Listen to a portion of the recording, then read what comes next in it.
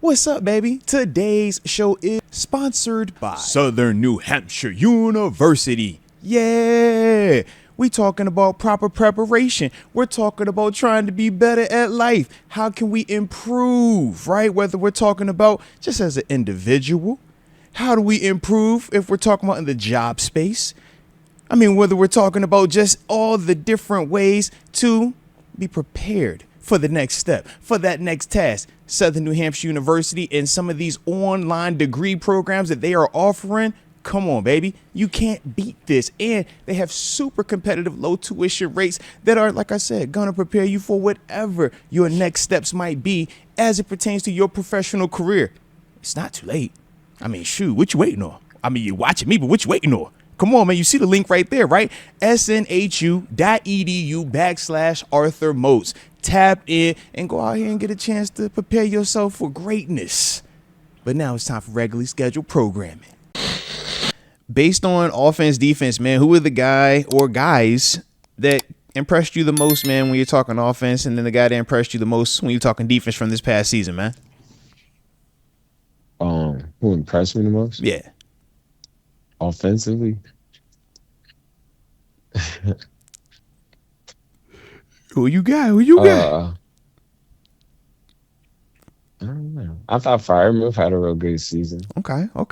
You know, I thought Najee, to me, honestly, was probably the most impressive to me. I know you ain't just say Naj. You said Naj? Yeah, respectful. You said Naj? Respect, because you said Naj? Yeah, I thought Najee stepped up. He ran really well this year.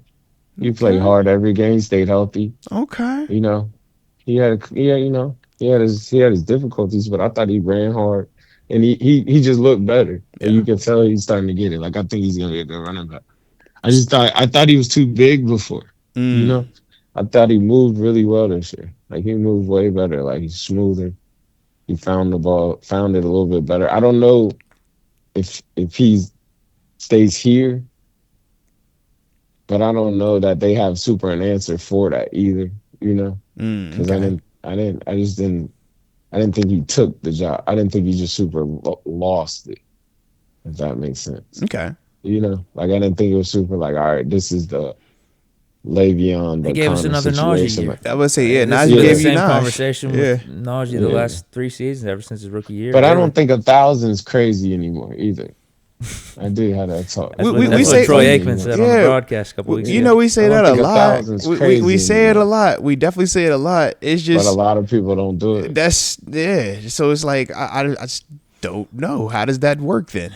I don't think 1,000, because when you do look at numbers, like 1,000 isn't crazy, but it is hard to get. But if you're the consistent back, if you're the bell cow, you should get 1,000. Yeah. But isn't part of being the bell cow being able to consistently give me that versus the, hey, I'm a bell cow because I'm capable of this, but I'm never available to all the way do it, which I think we see a lot of that position. Ability is availability. I would agree. You know that. But I think Najee's numbers and just what he's giving you production-wise is, I think it goes hand in hand with having a second back with him as opposed to like, real bell cow, that's Le'Veon Bell, Saquon Barkley. They're giving you the 1,500 yard, way more efficiency, way more do it all. Yeah. But more explosive offenses as well, though. When you're talking L Bell, you got Ben and AB. You talk Saquon, you got AJ Brown, Jalen Hurts, and Devonta Smith. We know what Najee's had while he's been here, man. Yeah, I get it. What? I get it, but I mean, even Barkley with the Giants. But I think he makes it feel like that, though. Okay, I can see that. I think it is. I think it's part of that too. Yeah, right. He makes it feel like that. Like Saquon with the Giants, you can still see him doing explosive things. Explosive. Yeah. Josh still got explosive. Yeah, and Saquon's the outlier. We're not saying Najee's better than Saquon or Najee's better than Derrick Henry. But after that, it's kind of like, but even what are we going to look at and say certain things about certain people? You know what I mean? Like, we'll be like, all right, we like this guy because he had these 2 really, really elite seasons. But then we're going to also look and be like, yeah, he had some duds as well. I don't think Najee's had the elite, but he's never had the dud either. Right, but either way, like, are you going forward, would you want to be giving Najee 300, 350 carries like you are with Saquon or like a Derrick Henry? I think that's a question. Yeah. I don't think his style would do well with. I mean, I think he could probably stay healthy. It's just that as an offense, you need more. You need more spark. You need more looseness, dynamic playmaking out of your running back as a whole. What you got? How do I rate that? Yeah, how you feel about that? But just the Najee part. Yeah, I think Najee offenses feel tight because Najee is a tight runner. I think Derrick Henry offenses feel tight, but he's explosive out of it. Yeah, you see it. Mm-hmm. Like I think he's a home run threat between the tackles. Yeah, he's a home run threat between the tackles. is sideline to sideline because he can hit it anywhere and still home run threat it. Yeah, whereas Najee's like, I don't think Najee's like a bad step would kill you. Like it doesn't. We've already seen that. Yeah. Bad step with him is you get 20-yard gain. Yeah, good run. Yeah, and I mean, is there anything? Is some running backs coming out this year? I told you it's a big class. Yeah, good. It's a big class coming out this year. You can't get a nice little running back. I think they draft one. They should draft too. I think you move off of Patterson too. My question is, you've been wanting to move off of Patterson for a while, right? Sure. But this is the I thing, think though, they TG. for sure get that 84 off of him. But this is my only question, though, TG. Because when we talk about replacing running backs, we throw it out casually like we're going to go get this replacement to Najee or the production in the 5th, 6th, 7th. I do not agree with that. I think it has to be first, second, or third to go get something like that. How do you? Yeah, but to say like, I think you get it in the 3rd or 4th though. Okay. I think you get something nice in that 3rd, man. You get exactly what you're looking for in that 3rd. And you're pairing that with Jalen, and we're bringing something else, or what's your thought process with that? I'm bringing in a couple. Because I was like, I feel like we late, man. I don't like that all the way, bro. I don't love that neither. I think you bring something else in. I'm like, if you invested in Najee for a reason, that was the first round. I think you go see how Fournette feeling, man. Is he healthy? Hey, yo, you gotta stop this, bro. I think you're bringing in. I think you bring in a Bandicanda as that. You're third not guy. calling up playoff Lenny no more, man. You gonna call playoff Lenny? No, man. Them days is done, man. Oh man, you gonna get playoff Lenny? No, I think Lenny. He just brought in Cordell. Lenny, go start that podcast up, Lenny, man. Go get you a podcast, man. You know what time it is, man. Cordell in here, bro. Hey, man. You know what time it is, man. It's podcast time, man. Come on, bro. Hey, go get you a couch. Go get you some lighting, man. Get you one of them cool little mics. I know you got the big bag, so yeah, man. Get your little setup right, man. So if you don't get playoff Lenny, you gotta go get something heavy. You know? Why you want something heavy? I don't like any of that. Because you draft something light. Okay. You draft. You want to get Genty? Who you going to get? You might not can't get Genty though. How you think that's going? I don't even want him. Going on. You can't be fumbling in the playoffs like that. You want something like kind of, dare I say it, scatty. You know? So we're that can get in and there. We losing all the physical approaches. What you sounding like? You just gotta open. We going speed, yeah. We trying to get fast. That's what it sound like.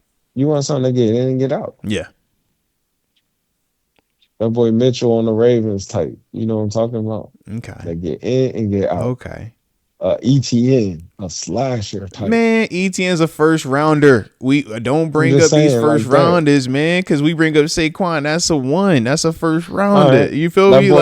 That boy, Kylo Brand in Seattle. He went to UCLA. Okay, there we go. There we go. He's tough. He get in, he get out. He's tough. He got him in the 3rd. Okay. You know?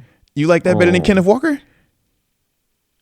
I like that. That's a big bag. Kenneth Walker's just a horse. Kenneth Walker's like step in front of that. He's a problem. Kenneth Walker's been nice for a long time. I know. That's why I was asking. Yeah. Kenneth Walker's a guy.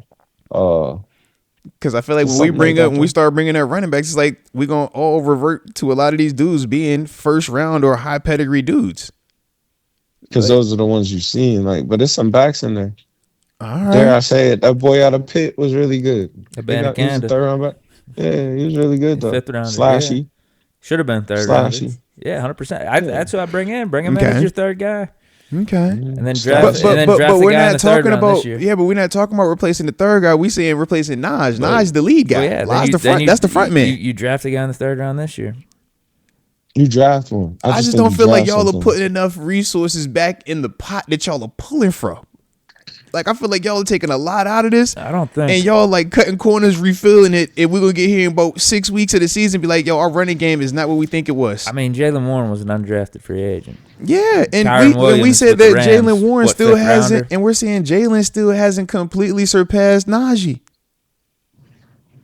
Think about, we're saying that.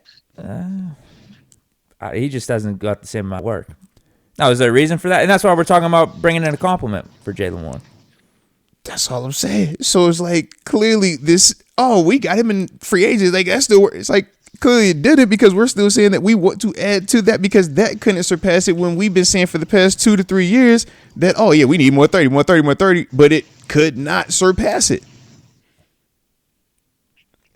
I mean, again, depending on what you're looking at, definitely from an efficiency standpoint.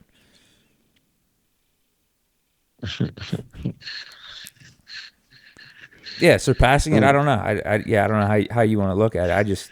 I feel like if we have the choice between Najee Harris and Jaylen Warren this offseason, we're going to go with Jaylen Warren because he brings something to the table that is way harder to replace. Well, and he's a lot cheaper too. Let's not overlook that part.